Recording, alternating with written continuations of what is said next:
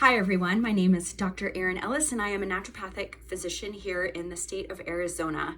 And I wanted to come on here and provide some education around the hot topic of the season right now, which is the coronavirus. It seems to be what everyone is talking about, and I feel that there is a little bit of misinformation out there or not a lot of the facts being presented.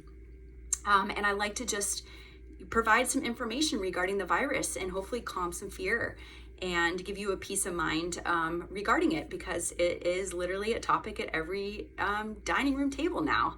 So the coronavirus has been around for years. This is not something new. What's new about it is the strain. The coronavirus is making people cough and sneeze for years, but this is a new strain because this virus, like any smart virus, has mutated and we're seeing a new strain. And what's scary is that we don't know how it's acting. And so, but what we do know on the facts thus far is that it's affecting the elderly population and those elderly people specifically with comorbidities like having asthma or bronchitis, respiratory issues, pneumonia. That's usually what's causing the death. I always like to inform my patients that it's more about the host rather than the virus. So the host is you. And if you are a healthy individual, you should be able to fight off this virus in addition to any other virus that's out there because you are healthy and your immune system is healthy. So those that are immunocompromised, elderly, and have other health issues are the ones that are being affected by it. But most of the population is rather healthy and resilient and able to fight back. So what can you do? The main thing that you can do is wash your hands.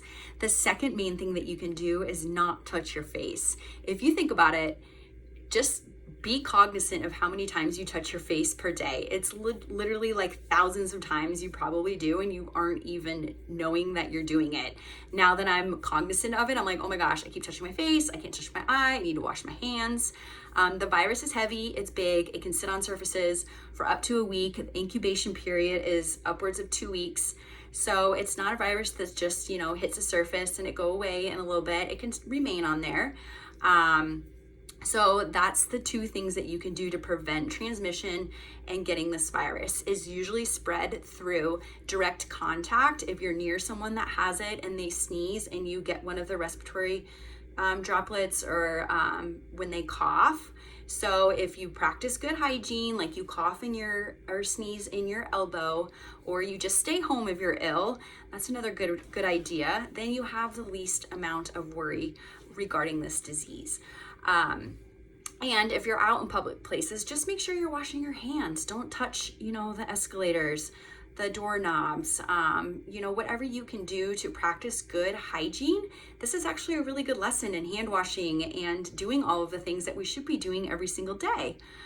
Another thing that I recommend to my patients is making sure that they're getting adequate sleep. This is the best way to boost your immune system and make sure that you're not susceptible to any disease. Is at least 7 to 9 hours of sleep per night is what I recommend to give your body what it needs to help repair cells and really boost that immune system in addition to all of your other organs working properly.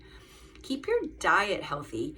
Eat more vegetables, increase your fruit. A lot of fruit has vitamin C, and vitamin C is very powerful for the immune system and providing antioxidant effects.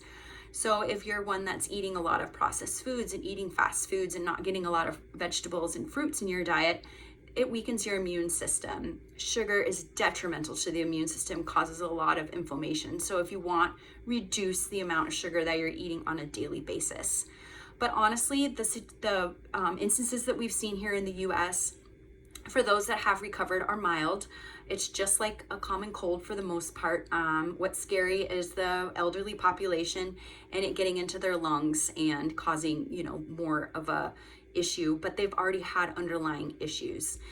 One other topic is that the reason why we've been seeing more and more cases here in the US is now that they're starting to test for it. When this virus first started in December in China, we weren't testing in the US. We were screening those individuals flying from the country and we weren't testing. Now infectious disease at hospitals is actually testing these individuals in the US that, could be presenting with symptoms that are resembling or meeting the criteria of this coronavirus.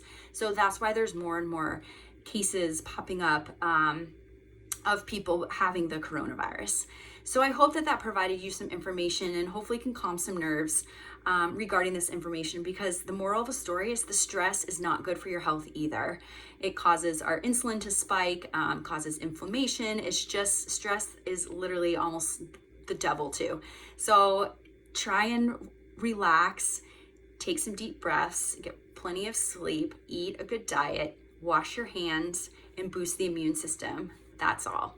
Take care.